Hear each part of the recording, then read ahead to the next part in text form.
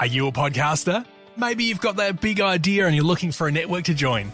The multi-award-winning Ozcast Network can get your content to eyes and ears all over the world. Join now for the first month free, and you could be featuring this sound at the beginning of your podcast. Ozcast.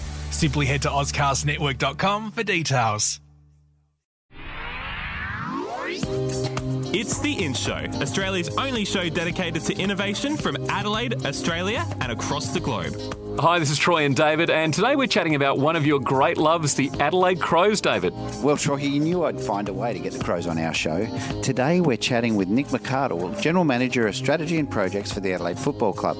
G'day, Nick. Tell us about this new era in AFL footy. When was the moment the footy club started thinking it's not enough to just have a well-performing team and have people attending the matches? Well, I think that sport over the last 10, 20 years has grown significantly. And as part of that growth, particularly for the Adelaide Football Club, we've moved from just focusing on winning games to becoming a corporation in some ways. We're a small, medium enterprise now that needs to run the business of large public interest in a way that a lot of large corporations do, with the same level of governance and public interest.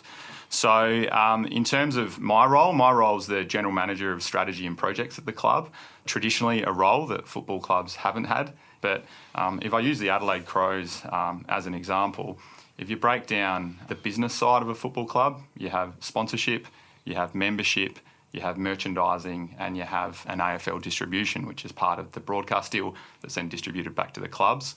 The Adelaide Football Club is a really well-run club with a fantastic supporter base. We've got 600,000 supporters and we've got over 70,000 members.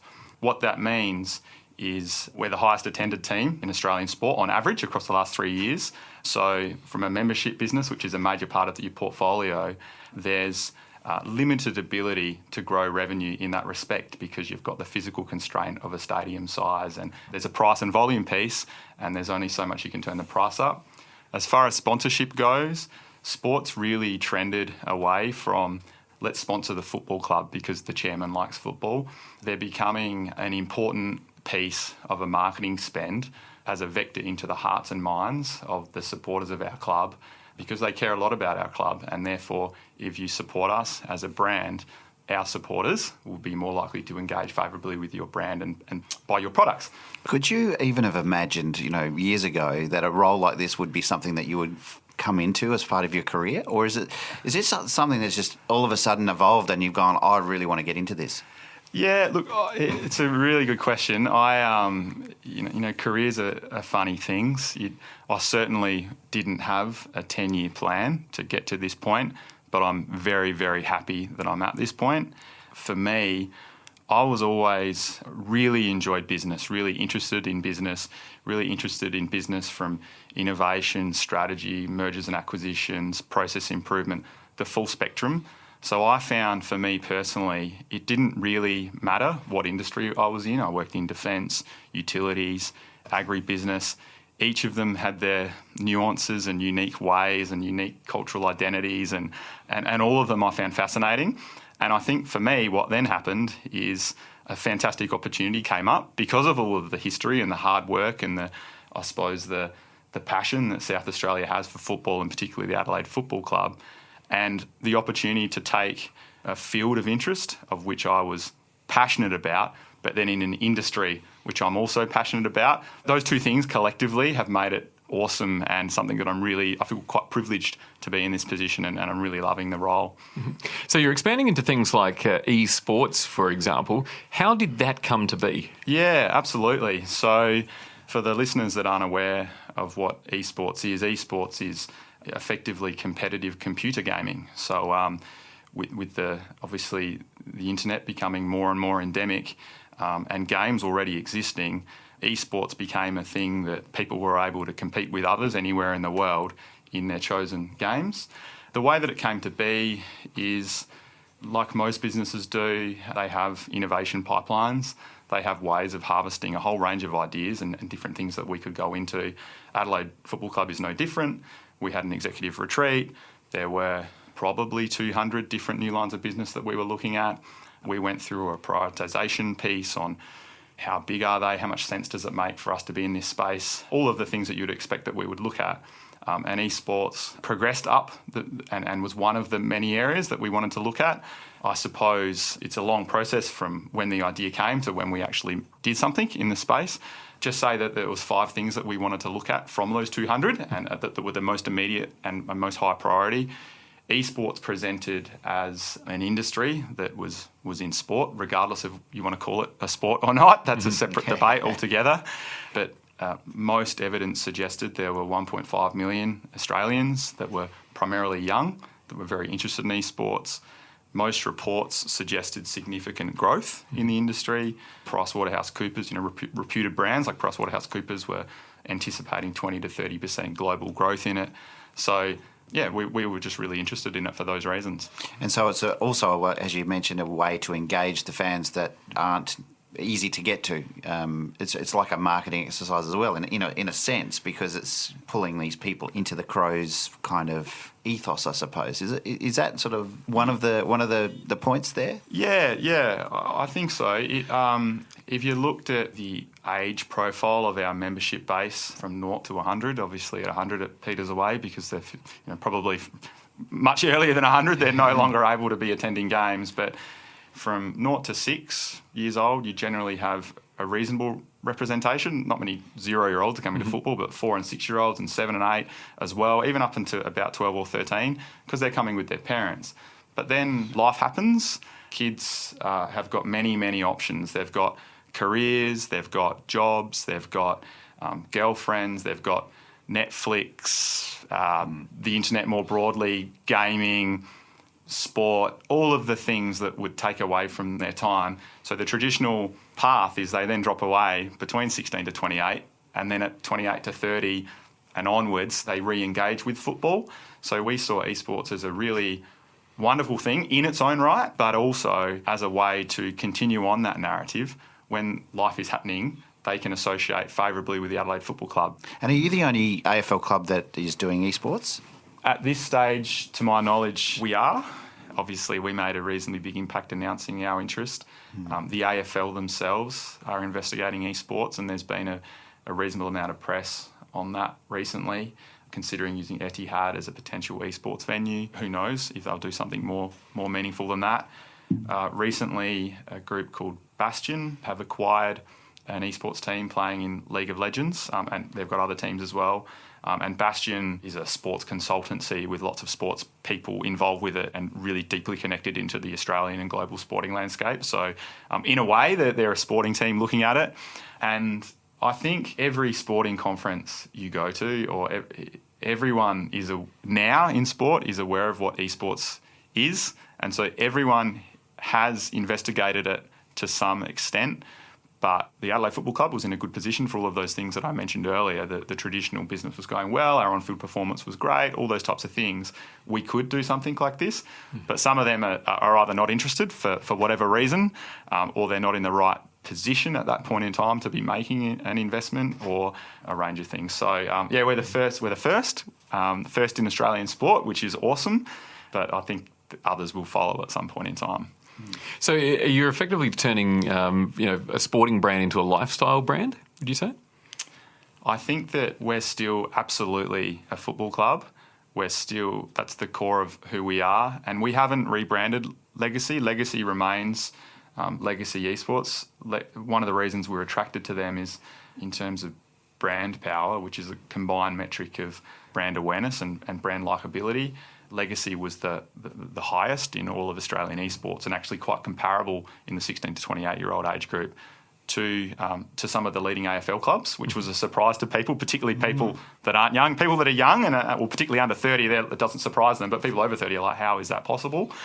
Yeah, look, I think not so much a lifestyle brand, but an innovative and progressive brand that will always have football at its core, but will do things that are adjacent to our core, so long as they make sense in leveraging the strengths and capabilities of us as a business and don't detract from football in any way, shape or form. In fact, need to contribute to football, and of course to which there's limited reputational risk. It's really important for us to maintain our reputation as a really good corporate citizen and a really a good sporting brand. I love the fact that that as a club that you are leading the way in all different sort of areas. What's exciting you most about what's to come for the Crows and the Adelaide Football Club? For innovation and for progressive things to happen, sometimes you need the right culture at all levels. I feel that we've got a CEO that absolutely embraces innovation and absolutely embraces challenging the status quo. He's young and charismatic and wants to try new things. So that excites me, that there's a culture within the organisation and at board level as well. And then all through the organisation, people are keen to try new things. So culturally, I think that's the most exciting thing for me. It's probably not the usual answer. All of the normal tech trends, I love it all, love hearing about it all. Love, what do they call them? Love what Facebook, the Fanger, Facebook, Amazon, Netflix, Google, and Apple. Love what all of them are doing. Love what's happening in voice. Love what's happening in artificial intelligence and data and machine. Love it all. But to me, they're inputs to a broader innovation pipeline, and all of that is meaningless. It's just an idea unless you've got that organisational desire and that organisational appetite, and you've actually got some runs on the board. And we've, it's not just esports that the Adelaide Football Club's done that's considered innovative, I suppose. I think when you have that sort of environment where ideas can be expressed freely, it's so liberating in that situation. Yeah, absolutely. So, safe to fail, all of the standard buzzwords. I would absolutely, if anyone came to me with an idea or let's look at this or how will this work, or I would never, ever say that's a bad idea. I would always say, hey, I either don't understand it or try and create some context around it for us or build it out in a meaningful way for us. So you're right, it's liberating. It gives you the confidence, and I think you might try 5 different things and 3 of them won't work, and 1 of them will perform spectacularly and 1 of them will tick along. And I think that's the best way to improve a business, improve the customer experience or the supporter experience. To find those things, how far do you take it out there when you're doing those brainstorms and you come up with the 200 different ideas? I mean, how crazy does it actually get?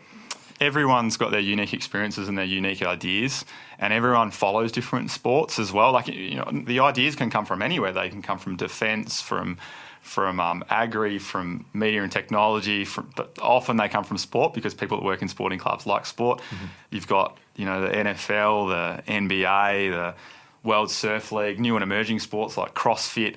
They're all doing different things. So you get pretty wacky ideas. Only yesterday I was reading about automating content production. So software that you can buy that filters through images of the web and filters through sounds and then just creates content for you. And it's quite compelling content. So you get lots of wild and wacky ones. I think I'm less of a, personally, if you had like innovation at one end of the spectrum, then you had, say, strategy, then business improvement, then implementation. If there was such thing as a linear spectrum like that, I put myself more in a strategy position, hence the title, I suppose. Strategy with people that have the great ideas, the true innovators, works quite nicely, because then I feel like creating the framework as to how do we assess these ideas. Do they improve the well-being of our staff? Do they improve our partners, the partner offerings? Do they support the retail business? Are they improving the matchday experience? All those types of things become elements in that filtering process, plus what kind of investment is required, how mature is this technology, all those types of things. It takes what can be overwhelming into actually here's the ones that we should be looking at. And people generally, if they're along that story, don't get too upset. Oh, I had this great idea, but I do get it. It's not really going to transform our business, and it's not the right thing for us to do at this point in time. I can't think of any really wacky examples. Probably the one I just mentioned is one of those, maybe. Well, it's really exciting having a chat to you, Nick, and just understanding the degree to which innovation plays a part at the Adelaide Football Club. It seems that, really the future could be whatever you wanted to make it, as long as you continuing to engage with your fans and your members and have them help you lead the way. Absolutely. So if any of the people listening to this, I know it's listened to in quite a few different countries now.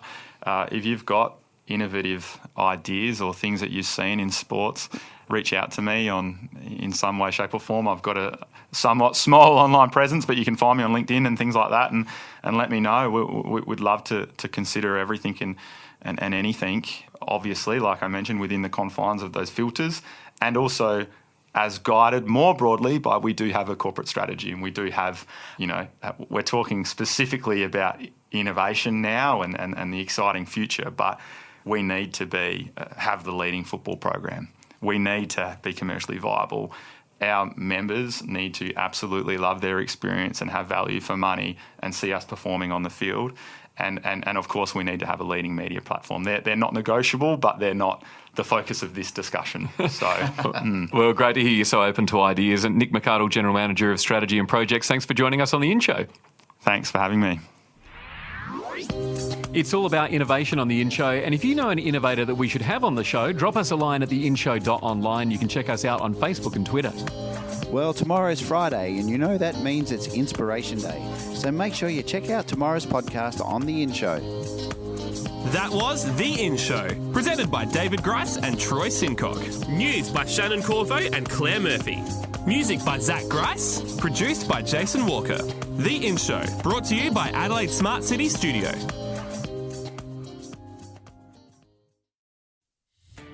Are you a podcaster? Maybe you've got that big idea and you're looking for a network to join. The multi-award-winning Ozcast Network can get your content to eyes and ears all over the world.